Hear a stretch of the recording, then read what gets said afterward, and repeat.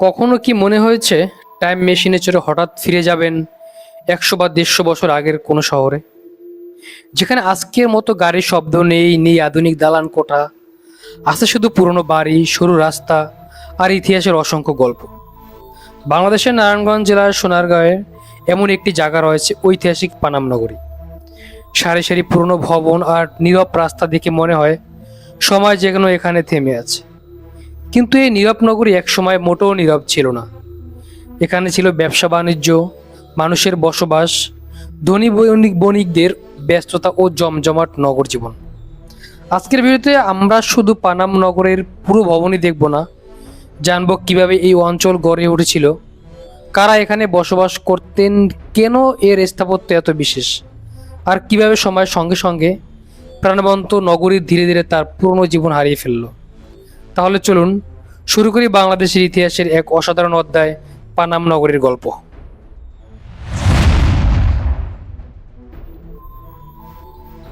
পানাম নগরীর গল্প আসলে সোনারগাঁওয়ের গল্পের সঙ্গে গভীরভাবে জড়িয়ে আছে। সোনারগাঁও ছিল মধ্যযুগের বাংলার অন্যতম গুরুত্বপূর্ণ নগর ও বাণিজ্যিক কেন্দ্র। নদীপথের সঙ্গে যোগাযোগ এবং ভৌগোলিক অবস্থার কারণে এই অঞ্চলের বসবাস, ব্যবসা বাণিজ্য জন্য খুবই গুরুত্বপূর্ণ হয়ে উঠেছিল। বিভিন্ন সময়ে সোনারগাঁও রাজনৈতিক ও অর্থনৈতিক গুরুত্বপূর্ণ ভূমিকা পালন করে। বাংলার সুলতানি আমলে সোনারগাঁও ছিল একটি গুরুত্বপূর্ণ প্রশাসনিক ও বাণিজ্যিক কেন্দ্র। পরবর্তীতে 12 ভূঁইয়াদের সময়ও সোনারগাঁও গুরুত্ব ছিল অনেক। এই অঞ্চলের সঙ্গে জড়িয়ে আছে 12 ভূঁইয়াদের অন্যতম নেতা ঈশা খাঁর নাম। তবে একটি বিষয় মনে রাখা দরকার, আজ আমরা যে পানাম নগরের ভবনগুলো দেখতে পাই সেগুলো মূলত মধ্যযুগের সেই সময়ের ভবন নয়। বর্তমান পানাম নগরের অধিকাংশ স্থাপনা গড়ে ওঠে অনেক পরে, বিশেষ করে ঔপনিবেশিক সময়ের বাণিজ্যিক ও সামাজিক পরিবর্তনের সময়। ব্যবসা বাণিজ্য প্রসারের সঙ্গে সঙ্গে এখানে ধনী ব্যবসায়ী ও বণিকদের বসতি গড়ে ওঠে, আর সেই বসতি ধীরে ধীরে রূপ নেয় আজকের ঐতিহাসিক পানাম নগরে। পানাম নগরের সবচেয়ে আকর্ষণীয় বিষয় হলো এটি শুধু একটি বাড়ির সমষ্টি নয়, এটি ছিল একটি পরিকল্পিত আবাসিক ও বাণিজ্যিক এলাকা। রাস্তার দুই পাশে একের পর এক ভবন তৈরি করা হয়েছিল।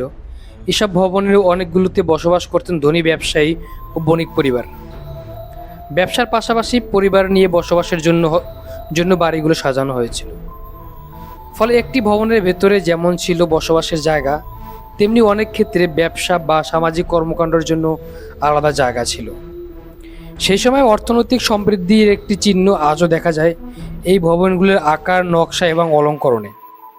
আর এ কারণেই পানাম নগরে প্রতিটি বাড়ি যেন আলাদা একটি গল্প।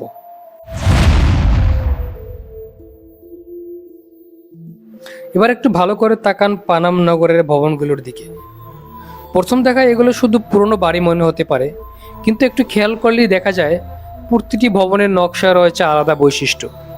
খিলানযুক্ত দরজা ও জানালা, অলংকৃত বারান্দা, পিলার, উঁচু ছাদ এবং বিভিন্ন ধরনের কারুকাজ, সব মিলিয়ে এখানে তৈরি হয়েছে এক অনন্য স্থাপত্যিক পরিবেশ। এই স্থাপনাগুলোতে স্থানীয় নির্মাণশৈলীর পাশাপাশি ঔপনিবেশিক সময়ে ইউরোপীয় স্থাপত্যের প্রভাব দেখা যায়। কিছু ভবনের সম্মুখভাবে দেখা যায় নান্দনিক অলঙ্কার, আবার কোনো ভবনে রয়েছে লম্বা বারান্দা, বড় জানালা কিংবা বিশেষ ধরনের প্রবেশপথ। পানাম নগরের সবচেয়ে আকর্ষণীয় বিষয়গুলো একটি হলো এর প্রধান সড়ক। এই রাস্তার দুই পাশাপাশি দাঁড়িয়ে থাকা পুরনো ভবনগুলো একসঙ্গে দেখলে মনে হয় আমরা যেন একটি পুরনো শহরের মাঝখানে দাঁড়িয়ে আছি। এই স্থাপত্য শুধু সৌন্দর্যের জন্য গুরুত্বপূর্ণ নয়, এগুলো আমাদের জানায় সেই সময়ের মানুষের অর্থনৈতিক সামর্থ্য, জীবনযাপন এবং রুচি সম্পর্কে।